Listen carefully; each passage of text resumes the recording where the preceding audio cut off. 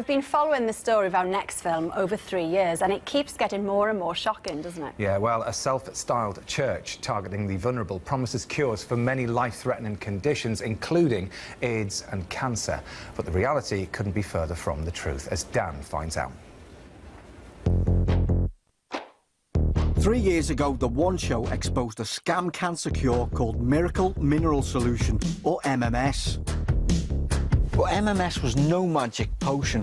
It was actually a hazardous chemical as dangerous to humans as drinking industrial-strength bleach, and it was banned from sale in the UK. We thought we'd seen the last of it, until now. This is the Genesis 2 Church. 1,000 centuries. Its self-styled reverends claim their special cleansing water can cure all manner of diseases. It all looks frighteningly familiar. Could one of these products actually be the banned MMS? We've discovered the Genesis 2 Church has just started holding seminars across the UK, teaching people the secrets of their cleansing water. We sent one of our team undercover to find out what those secrets are. To get into the seminar, our producer has told them he's desperate to find help for a sick relative. But they want to make sure he's a genuine client and hasn't been sent by the authorities. Are you here on your own accord? Yep. Yeah. Are you representing an agency or for yourself? This is the Reverend Leon Edwards, and he's in charge of security.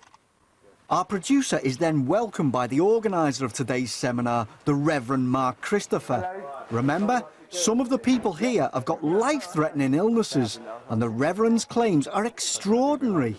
I treated around 24 people for HIV, cancer, skin cancers, herpes, colon cancer. I treated one gentleman with skin cancer with a huge tumour. Over 21 days, all the tumour just fell off in bits. The Reverends show the people attending the course how to make up the miracle cleansing water for themselves. So if your sodium chloride is contaminated... That's sodium chloride, the dangerous bleach-like chemical that was sold as Miracle Mineral Solution, or MMS. But the Reverends don't like to call it that. Try not to use MMS because they don't like us to use MMS. So there is no such thing as MMS. This is not an MMS seminar. Okay? There is no such thing as MMS. Which they don't? The agencies. The Food Standards Agency, the Advertising Standards Agency. And they clearly know the authorities would still be interested in what they're up to today. That is that. If we do get a knock on the door, we will deal with it. It probably is food standards or whatever it is, and we'll tell them to just leave. They're using MMS as the base for what will eventually be their cleansing water, a chlorine dioxide solution that's also dangerous for human consumption. And the students handle the sodium chloride without any safety precautions. What we're making here is enough to cure 800 people of malaria, like that. So what do the experts think? We're showing our footage to Dr. Matt Kaiser, the head of research for a leading cancer charity. HIV, cancer, skin cancers. So, what do you think? Well, it's frankly appalling. The people promoting these treatments are making false claims not based by any scientific evidence, and they could be doing patients with severe diseases really, really serious harm. These are really potent chemicals, and the side effects, tissue damage, inflammation, problems to the stomach, causing nausea, all of that, and it wouldn't have any effect on the disease. They shouldn't be taken by anyone. And the price of being granted access to the secrets of the Genesis 2 Church? Well, it's not cheap.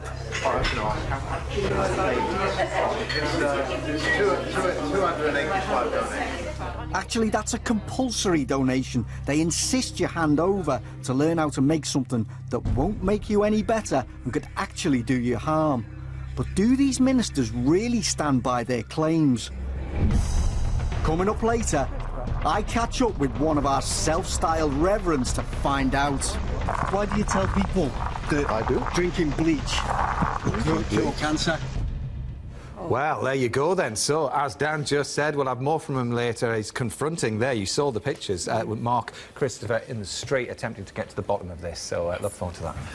Now, Scylla, you're celebrating. OK. Now, earlier, Dan Donnelly investigated a scam targeting vulnerable and ill people desperate for a miracle cure. Well, here is what happened next. I'm on a stakeout looking for the reverends from the Genesis 2 church. They claim drinking their secret cleansing water will cure all manner of serious illnesses. I treated one gentleman with skin cancer, a huge tumour. But the medical experts are in no doubt that their secret water won't do you any good at all and risks doing you serious harm. They're selling false hope. Not only will they not treat cancer, but they could cause serious, serious side effects by doing so. And I think it's frankly appalling and immoral. So in the face of all evidence to the contrary, do the reverends still stand by what they say? We asked the seminar teacher, Leon Edwards, for an interview. Remember, he claimed to have successfully treated people with the secret water that's actually industrial bleach. In a phone conversation, he denied he'd ever made such claims, and we haven't heard from him since. 285 donations. But what about the man who was happy to take hundreds of pounds in donations? We asked the organiser of the seminar we attended, Mark Christopher, for an interview on camera. He's refused to even respond to our requests, but we've tracked him down to this East London address. It's a long wait, and when he does finally appear, he couldn't look less like the confident healing minister he claims to be. Has he still got all the answers now? Why do you tell people that drinking bleach will cure cancer? It does? It does not cure cancer. I don't know what you're talking about. You have no evidence that drinking bleach will cure cancer, do you? I have no idea what you're talking about. I'm talking about miracle mineral solution. Sorry. So I have no idea what you're talking about. Mr. Christopher? Mr. Christopher, you're exploiting people who are sick and selling them false hope, aren't you? Come out and answer our questions, Mr. Christopher. It's serious allegations, these are. Well, looks like so-called Reverend Christopher doesn't want to talk about his miracle solution when he knows the cameras are on him.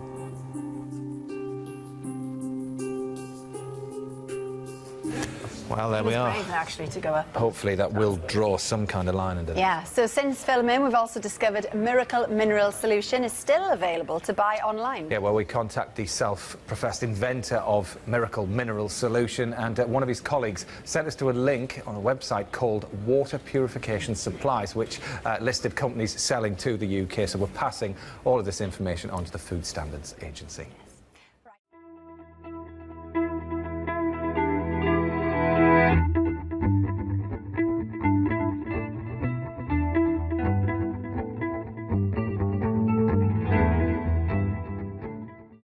That was University of Wisconsin professor Kevin Barrett, who has recently drawn criticism for plans to teach an Islamic studies course next fall that will incorporate conspiracy theories that the U.S. government was involved in the events of September 11th. Professor Barrett joins us now. Professor, can you give us the context within which you teach this? Okay, what you've just seen here is he used a nonverbal gesture with his hands and an outward motion to kind of scatter his thinking, and then swayed both of his hands over to his left shoulder, which would give the subconscious impression of being far to the left, and also kind of distracts his thinking a little bit. So that's what he's doing. That's why his hands are all over the place, and then they swing over to his left shoulder to send the subconscious message that he is an extremist, a left-winger. Okay?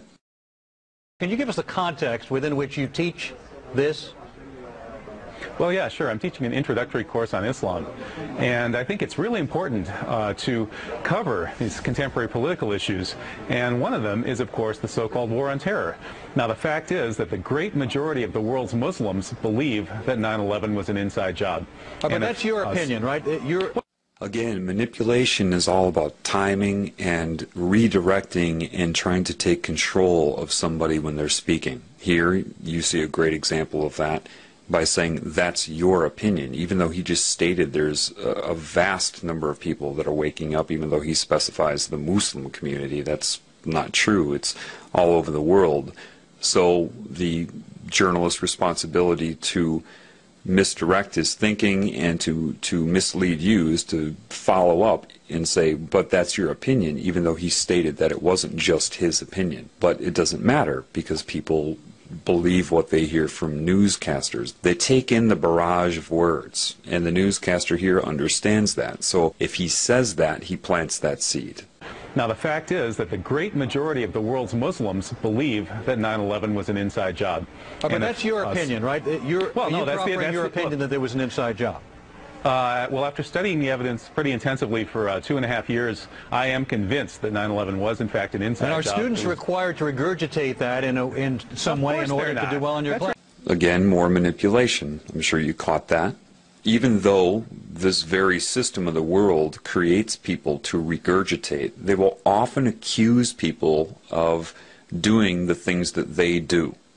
That's just part of it, okay? So by saying our students required to regurgitate that gives the subconscious impression that he is controlling their minds and not teaching them to think, when in actuality, to be able to see through the media, to be able to see what is going on, is not regurgitation. Any person that does regurgitate and only memorize and not think would not be able to see through it anyway. It doesn't matter. This is reverse psychology. This is just not even that. It's just manipulation. It's just name calling. It's I'm rubber, you're glue. Again, this is a way that he disrupts the guy's thinking with petty comments like that. He knows that this type of person would never want anybody to regurgitate anything, because that doesn't allow them to learn to think.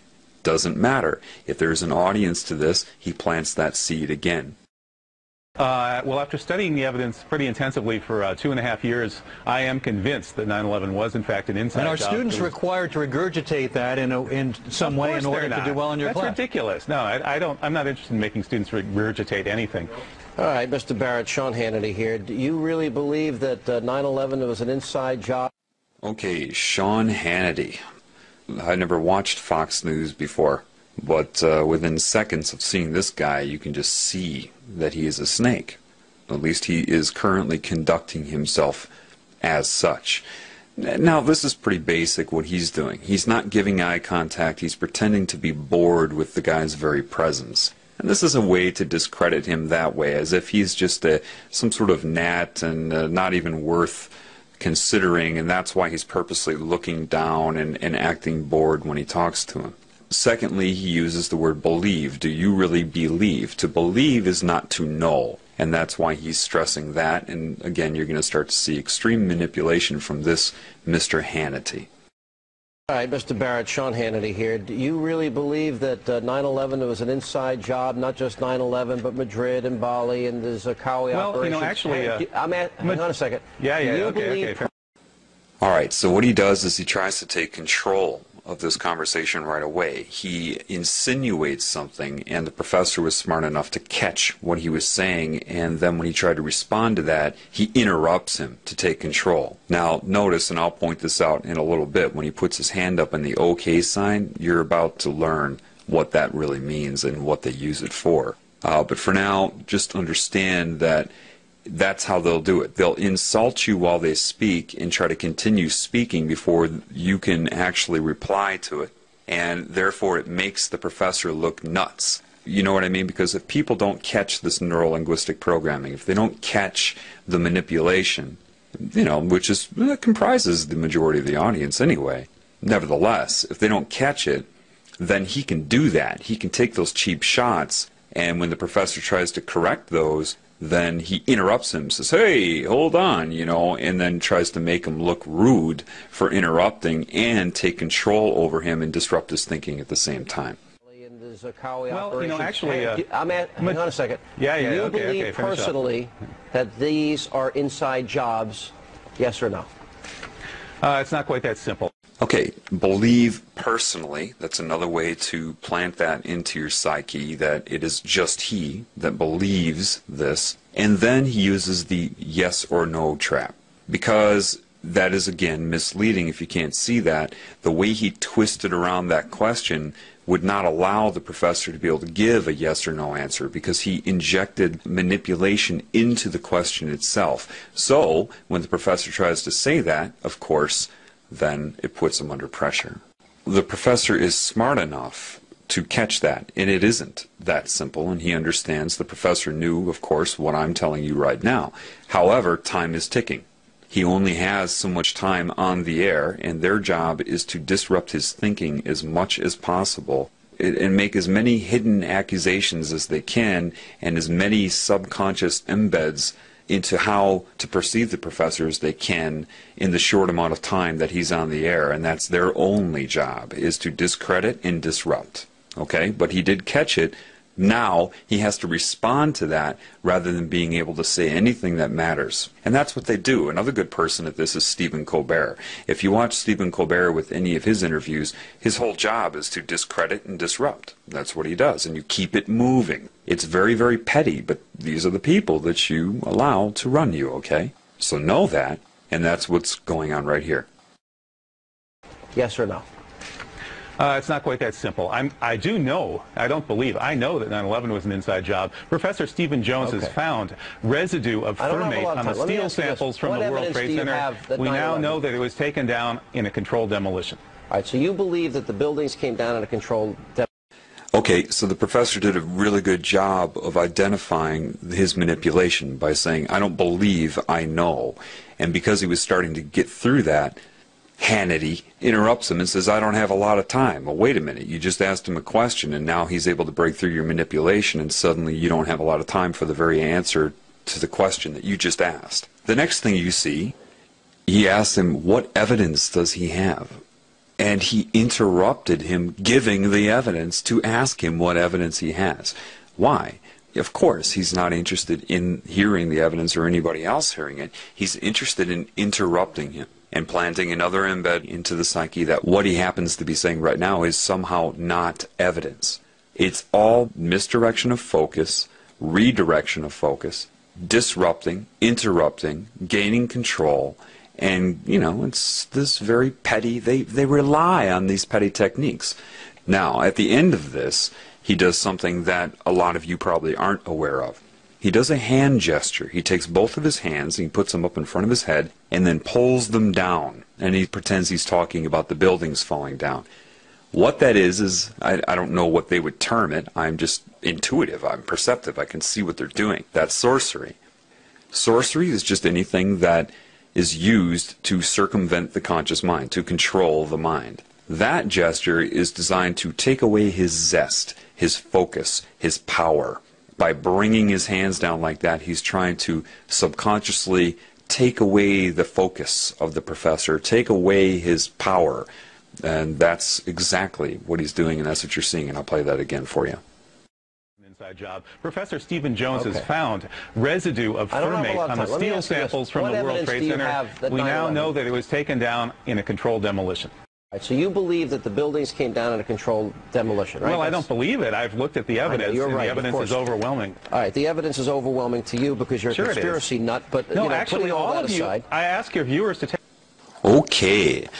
Now, in this one, I'm sure you caught the obvious part, but you probably did not catch the neuro-linguistic programming. What exactly is neuro-linguistic programming? Simply put, it's dual meaning that is speaking to the subconscious. Now, of course, he's shaping public opinion by saying, it's obvious to you because you are a conspiracy nut. Well, remember now, people are very phobic of being called anything that goes against the norm. So if you agree with him, oh, then you're a nut. And people, you know, they can't escape their own ego. So that's used to shape him. What you probably didn't catch is him saying, but, you know, putting that all aside, this is neuro-linguistic programming. Now, pay attention here. You're a conspiracy nut, but putting that all aside, what that is doing is he's directing your subconscious mind and your conscious mind to store that label, that impression of him. Put it aside. Keep that. It's called anchoring. In neuro-linguistic programming, because I've watched a little bit of it, I didn't need to watch it to pick up on how they do this, but it allows you to get some of their terminology down. They call this anchoring. Anchoring a thought, anchoring a concept, anchoring a feeling. Putting all of that aside means put that aside in your mind. He's a conspiracy nut. Do you see how they manipulate you? That's a very good lesson right there in neuro-linguistic programming. All right, the evidence is overwhelming to you because you're Sure a conspiracy nut, but no, you know, actually, all that of you, aside, I ask your viewers to take a look at this evidence for themselves. They can go to st911.org. That's all right, Scholars for 9/11 Truth. Take a look at the demolitions. I know you Morgan Reynolds, a former Bush administration official. Okay, that's pretty obvious. You see how he's treating him. Very nonchalant, irritated, bored. And I know you think you're the smartest guy in the world. This is, you know, the typical you're a know-it-all type of comment. If you watch that David Icke video where he goes back on Wogan, he draws attention to the same thing where he said, whoa, that's a cheap shot when he said, you know it all. And the response was accurate. I'm not saying I know it all. But people are trained to hate people who, quote, know it all. Why? Because they want you to be dumb. That's why in society you have catchphrases that go around that people use, like, you think too much, you're too deep, you know it all. These have all become derogatory terms in this new Orwellian society. Haven't you noticed that? His response is petty and childish, but he means to be this way. It does nothing, it addresses nothing. He can't think of anything to say in response to the professor, so he has to take a cheap shot like this. I know you think you're the smartest guy in the world.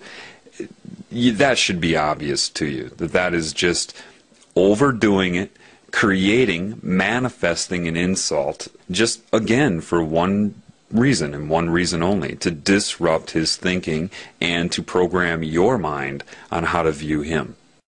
Take a look at the demolitions. I know you think Morgan Reynolds, a former Bush administration official, says that the Bush administration blew the World Trade Center to kingdom come. That's a direct quote from a member of the Bush administration itself. I know. Blew the World Trade Center to kingdom come. The Jews were told to leave. Well, we've heard a lot of these sick, bizarre theories.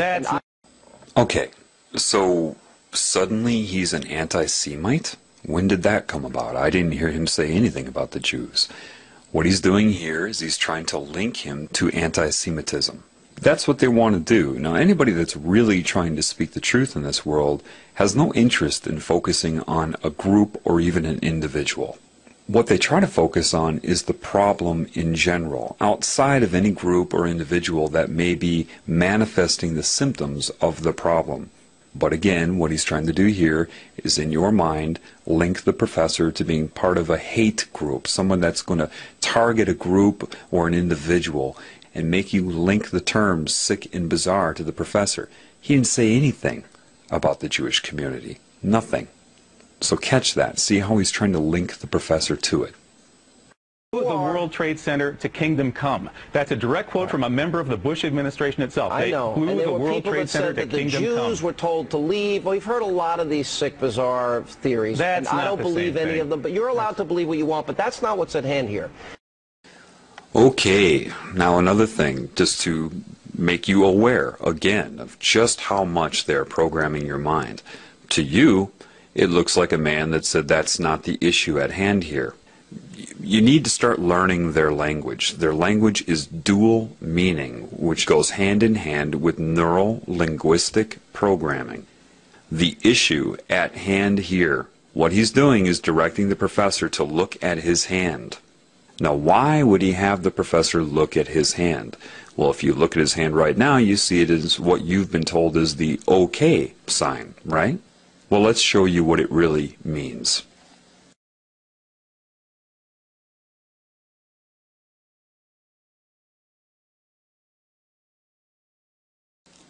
The OK symbol, as you see right here, means 666. For some reason, 666 has some sort of control over the mind. Now, it could have something to do with the beast computers many of you have read about.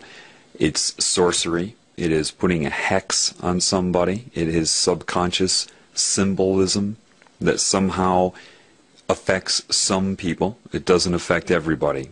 But he's using that, and he was directing the professor to look at his hand to use sorcery on him. It's not that one thing will work. They try to use as many combinations of things as they can. But that is a symbol, and it means 666, and that is why he told him to look at his hand, or the issue at hand here told his mind subconsciously to look at his hand. Do you see? And that is what just occurred there. That's not what's at hand here, meaning you are not allowed to believe what you want. And that also tells the population looking at him, because remember, he is also talking to people that are watching television. And so they are also instructed to look at his hand subconsciously or take notice of it subconsciously. And when he says you're allowed to believe what you want, but that's not what's at hand here, he's saying with the 666 rule over your mind, you are not allowed to believe what you want. And that speaks to your subconscious mind and programs people to not think. And that's what it means all around and all together. That's what just happened. Of them, but you're allowed to believe what you want, but that's not what's at hand here. The issue is whether or not you, with your bizarre theories, are the best. I think you have the bizarre theory. You think it was 19 bucks? Okay, again saying his issues, his views are bizarre, right? But the reason he puts up his pinky there is because that is the weakest finger, that it would imply a small penis, not a potent man, using that in reference to him, saying that he is impotent, that he is bizarre, that he is weak, and that he is of the pinky. And that's why he chooses, of all fingers and all gestures, to speak about his theories, he puts his pinky up. And these are all subconscious sorcery methods. Again, sorcery is not some guy wearing a magician's hat. Part of sorcery is speaking to and manipulating the conscious mind from the subconscious. Is whether or not you, with your bizarre theories, are the best. I think you have the bizarre theory. You think it was 19 guys with box cutters led by a guy on dialysis in a cave in Afghanistan? That's ridiculous. Yeah. I mean, that's the craziest conspiracy theory of all of them. Okay, I wish I had the Twilight Zone music. Now, here's my next... See, all he can say is something to discredit him. I wish I had the Twilight Zone music. And then the people watching the televisions that say, yes, that must be weird. Twilight Zone music is weird. And the honest and credible news reporter is saying that about him. Okay? Now you see that all the neuro-linguistic programming is starting to get to the professor. He's starting to screw up his words. He's starting to screw up his concentration. He's mispronouncing. That's because there's a lot of negative energy being focused on him, interrupting his thought process. So you can see how he's starting to screw up his words, but he's still holding, with all of that working against him and being unaware of those techniques, he still holds his own, but you start to see it get to him a little bit. I mean, that's the craziest conspiracy theory of all of them. Okay, I wish I had the Twilight Zone music. Now, here's my next question. The issue that is at hand here, you're entitled to have your opinion. I don't really care what you believe. But if we're talking about a captive group of students in a class... Again, making a bored face as if he's nothing. He's the pinky. He's lower than low. I really don't care what you believe. But if we're talking about a captive group of students... Okay, first he said that they implied that he wants his students to regurgitate. Now he's holding them captive, which goes hand in hand with what? Terrorism, hostages... He's subconsciously painting this professor to be what? A terrorist. So not only have they discredited him, but people are already getting in their minds that with this neuro-linguistic programming, now you understand what neuro-linguistic programming is. Neural, brain, linguistic, speech, programming the brain with speech via the subconscious. Dual meaning. I don't really care what you believe. But if we're talking about a captive group of students in a classroom, the question we've got to ask... Hang on a second. Well, they're sitting in your classroom, and you have a position of authority. I'm wondering, the question is whether or not you're the most competent to teach them. And most people think you're a nut. Now, this one should be obvious. Isn't he a person that's in a position of authority? And isn't he about as incompetent as you can get as far as love and honesty and caring about other life forms? Yet he turns it around because people believe what they hear and what they read. So if he says it first, and that's a big part of this, is trying to say things first before somebody else can say something, then it seems like they will always be on the defensive. And that's the whole point, is to keep the professor on the defensive. All right? And saying that he is detrimental to his students, when the truth is Fox News is incredibly detrimental to you, just in this short clip I'm showing you here, and people are watching this all day long. And most people think you're a nut. Most people think well, your actually, views no, are they not even don't. worth listening to. We just had a poll here in Madison, and we found that 90% of the respondents at Channel 3000 poll said that I should be allowed to teach. Only 10% said I shouldn't. That's the question. And 60%, I don't think what your views are. 60% agreed with me about the questions I'm raising about 9/11. 60% of the respondents. I think you're in the minority. Right to speak. I don't think this is the proper forum, though, for people that hold extremist views like yourself. Okay, first of all, when he says no, like that, what he's doing is he's programming the television viewers' collective consciousness to disregard the results of that poll. He says no, and then your mind says no to the information he just gave. These are just little tricks he slips in there. And most people think he's a nut. What? But see, people watch that, of course, and they store that in their mind as fact. Of course, most people do not think he is a nut. But if he says that, he programs anybody watching this television program, hint, hint, that everybody thinks he's a nut. So I will too, to fit in. Where did he get that number? How does he know most people think that he's a nut? Think about it. They don't. He just says it, and then the professor has to respond to that. He's totally disrupting the whole interview. So it appears to people, because time is moving by, that there's actually an interview going on here. But it's not. It's only about disrupting and discrediting and programming your opinion. Okay, first of all, I used to live in Madison, Wisconsin, and I can tell you that people did not think that he was crazy. It was the television that began to program people to think that he was crazy. Again, now, extremist views like yourself. Now, they already set the stage in your mind, or the viewer's mind, before he brought that up in the beginning, when that first reporter took his hands and whipped him over to the left side of his shoulder to subconsciously say that he's an extreme leftist. He's on the extreme left. So now they're reinforcing that, telling you to believe that he is extremist, that these are extreme things. Well, Fox is 666. Look, I mean, just look what they're doing. Look what I'm pointing out to you. Once you start to understand the dual meaning of neuro-linguistic programming, things become crystal clear to you. About the questions I'm raising about 9/11, 60% of the respondents. I think you're in the minority. Right to speak. I don't think this is the proper forum, though, for people that hold extremist views like yourself. Reasonable you guys are extremists. Reasonable people. Now notice what he did there.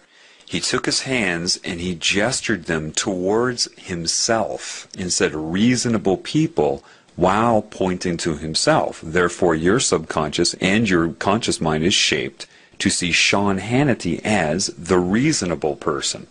They're always using gestures against you in coordination with dual meaning in things they say and direct meaning. So again, reasonable people, all he has to do is point to himself, and that's a subtle, nonverbal gesture to make you associate being reasonable with Sean Hannity's point of view.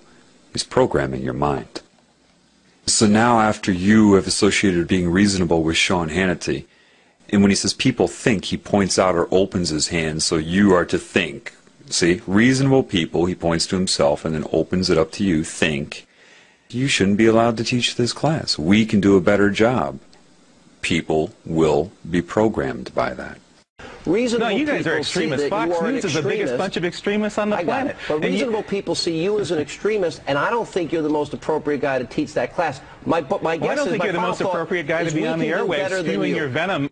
And the professor got it right. You can see the look on his face. He says, spewing your venom. That's exactly what he's doing. The problem is that you can't get all of this out in an interview. For example, say I was on an interview like this. They would be doing all the same things to me. all I would be doing is calling attention to everything he's doing, and then he would sit there and argue with me. Nothing would ever get discussed. This is how they take advantage of people. Look how long it's taken me. Do you know this clip is only like 2 minutes long normally? But just to describe 2 very short minutes of media to you, look how long this is taking. That's the problem. That's why I haven't done it before, because I can sit here and explain it to you, but you need to open up your eyes so you can see it for yourself, because it all happens way too quickly. If you try to explain something that happens in a 3-second period, if you're not educated on that, if you're not aware of it, it will go by way too fast before you can bring somebody up to speed to understand what's going on. This is why I had to break it down for you, but I still can't do this with everything I see, because this is everywhere. This is common. This is always going on.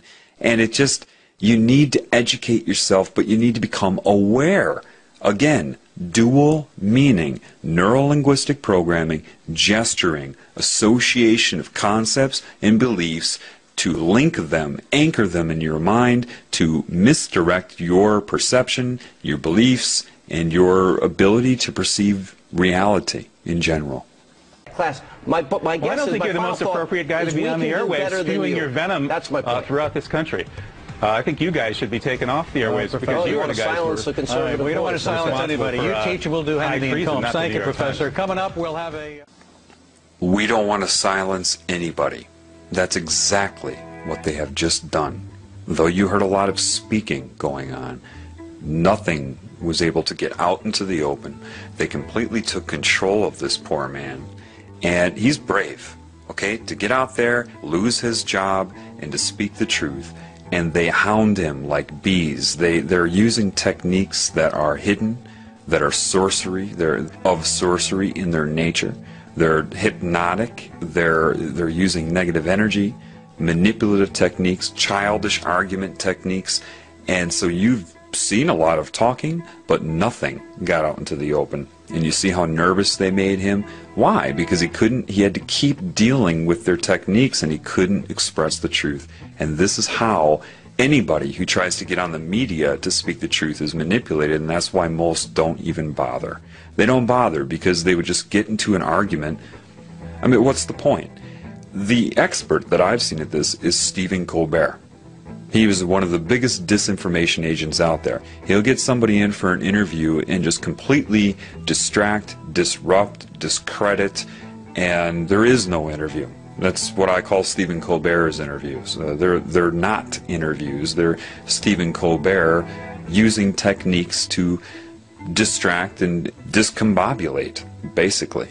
So this is why you don't get the truth in the media. Even if people do get a chance at airtime, they will be interrupted, misdirected, hypnotic suggestions to the audience that are watching it.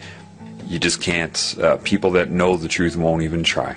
They won't even try to go on the mainstream media, and people that do, it ends up like this. So until that is addressed, then nothing will ever be told on mainstream media. But what you can learn from this, don't watch TV.